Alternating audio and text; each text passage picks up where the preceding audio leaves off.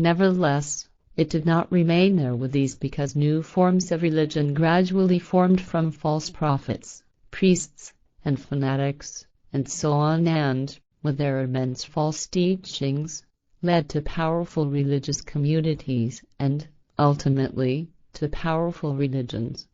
All of these undoubtedly have common characteristics that cannot be denied.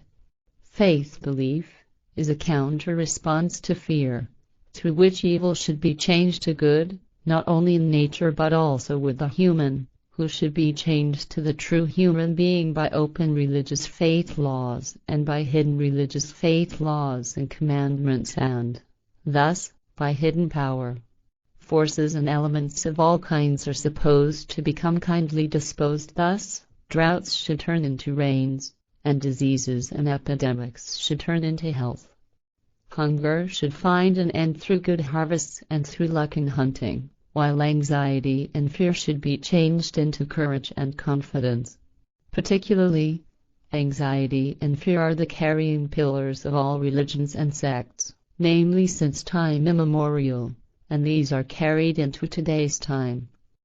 Anxiety and fear are the basic fruits of all religions and sects, which are thrown to the believers as food and are eaten by them because they fear or are afraid of everything that might break in on them as an injustice of any kind and as a direct punishment from God.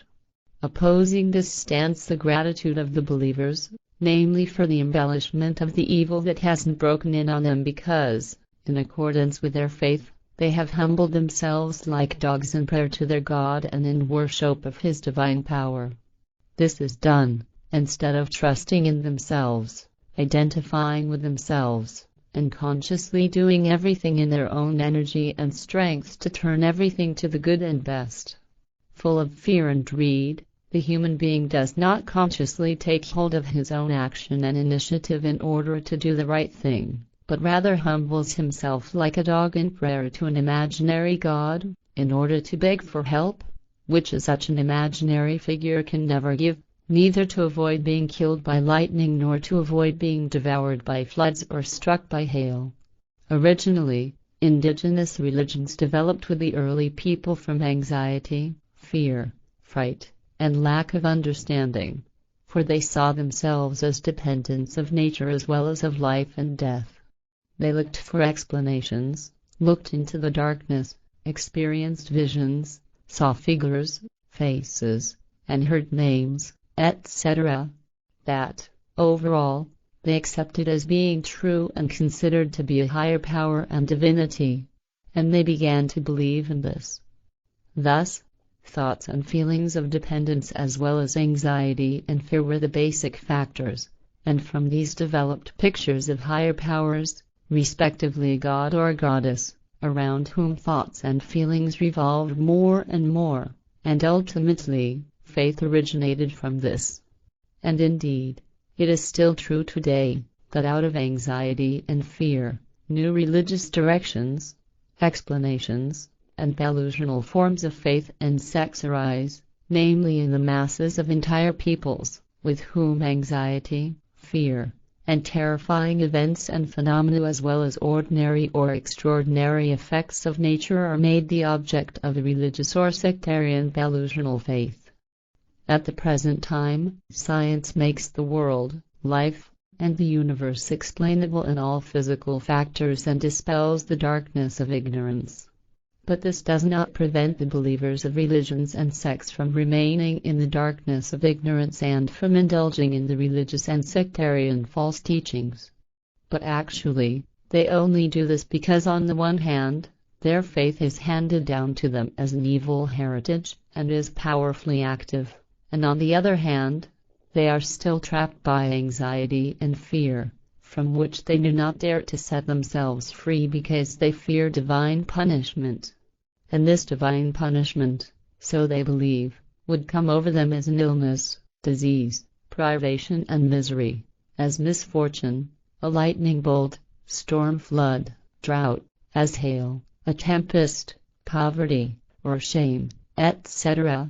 The human being isn't an animal or creature, which notices when it approaches death, for he has become inattentive and negligent in these things, but contrary to the animal and creature, he is aware that he will die sooner or later and that he cannot avoid death. However, he is often afraid of death because he does not know what comes after life, in death. He also does not know what was before his life and what purpose life actually has. Without answers to these questions, life remains pointless for the human, so to speak, as nothing more than an evil joke in the time of eternity. But this is also a reason why the human searches for a God for himself and becomes a delusional believer in the hope that a God would direct everything, would give everything real meaning, and would have the solution for everyone. So for this reason, the human turns to religion or sect and thus to the belief that he is taken care of and is doing the right thing.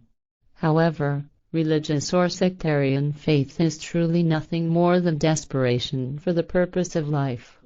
If the believer would know where his joys and sorrows lead him, as in this respect, everything is made known and is taught in detail by the Spirit teachings, then he would recognize a visible goal of his efforts and would find a plausible and logical explanation for his tangled mess of his interests and for his thoughts, feelings, desires, expectations, needs, and hopes, etc. In fact, he would then no longer cling to false teachings of religions and sects and to wrong ideologies and philosophies and wouldn't believe in any God but would only live according to the creative natural truth, would recognize himself as a high power, and would do and accomplish everything by his own energy and strength power, and bring about the very best of success. The person ruined by a religious or sectarian belief does not rely on himself, not on his own energy and strength, and not on his own ability. Rather, he cowardly searches for all of these values in a God and in his faith because he has no confidence in himself and in his abilities and possibilities, for he only expects these of his God. The believer looks to God, angels, or saints to help him from his despair. For the one who depends on faith, God becomes the great organizing principle for all human errors and confusions because as a believer, he cannot create and maintain order himself. Thus, he also makes God the reason for life, the world, the universe, and all events, as well as the goal of all efforts and the founder of life and its meaning. The believer lives in the delusion that God would prevent all bad things, all evil, and every kind of injustice if one only believes in him and prays to him fervently.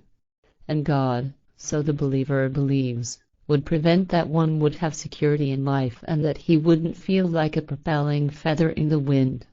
And actually, it is the case that the believing person always wants to have a reason for what befalls him.